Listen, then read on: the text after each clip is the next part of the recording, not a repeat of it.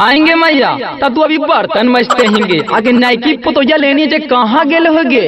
कहाँ गेलो है जाके देख ले घरवा में रात दिन लिपस्टिक पाउडर काजल यही सब में तो डूबल रहा हो। कहा हो कि बर्तन मैसे में हाथ काला हो जाएगा। आएंगे क्रीम माई के लायक खिलाबो कर नहीं बाहर निकाल दो तू पहले। क्या चीज कहते हैं जी? आएंगे तई दिन रात ये ओठलाली पाउडर से तोरा काम चल जाता है जे बताओ तू पहले। तो क्या चीज कहते हैं जी? तो कौची कहते हैं तई बर्तनमा तोहर माई के भतार के बेटी के मौसी के अब बेटा के मौसी बहन मैथुन कौन मैथुन बताओ तू ही। ये क्या चीज बोल दिए जी झबर झबर लबर लबर करके? हमको ये सब समझ में नहीं आता। आगे तोरा समझ में आए वो न करतो तो सबसे लोल ना तू पूरा बक लोले ही देखे वाला जाना ही सब समझ गेल की ठीक हाउ और तू चुपचाप बर्तन में। हमसे ये सब काम नहीं होगा। हमारे पापा 5 लाख तिलक दिए हैं बर्तने मैथने के लिए।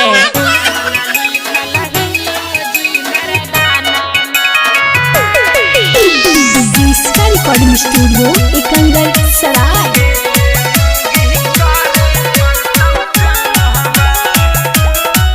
प्रेजेंटेड बाय किसका फिल्म।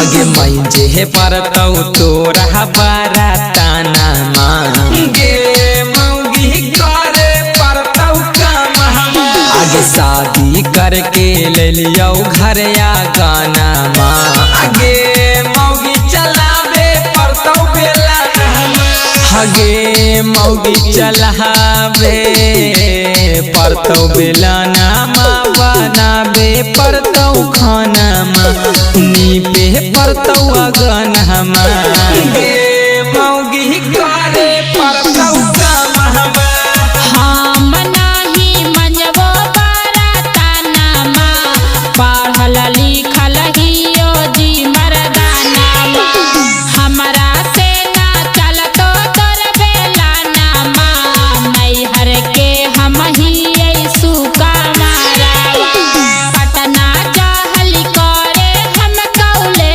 जावा बाबू देलखुन 4 लाख तोरा दहे जावा।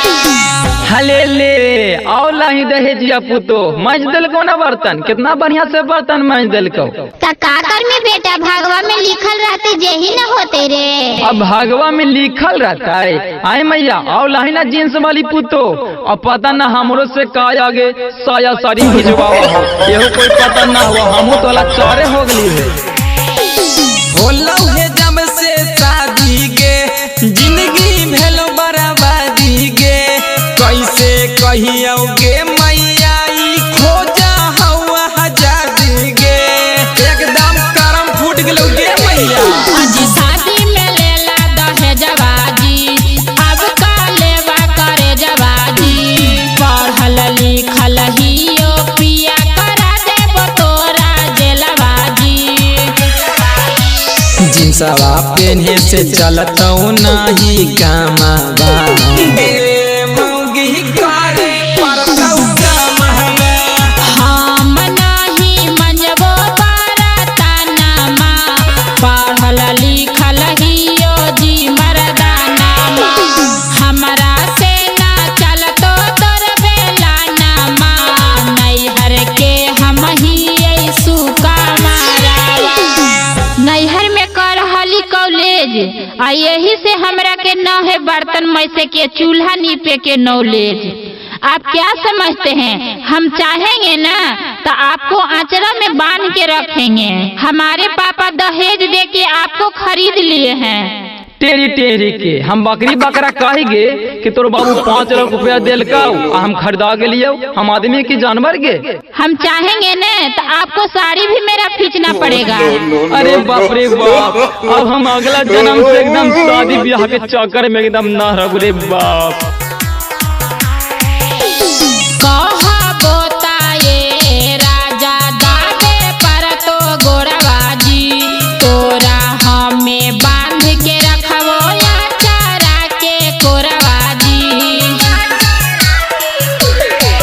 आगे मारा बहुता तोरा धनिया भूल जैतौ ठोरवा गे रोते रोते हो जैतौ मंगरी रतिया से भोर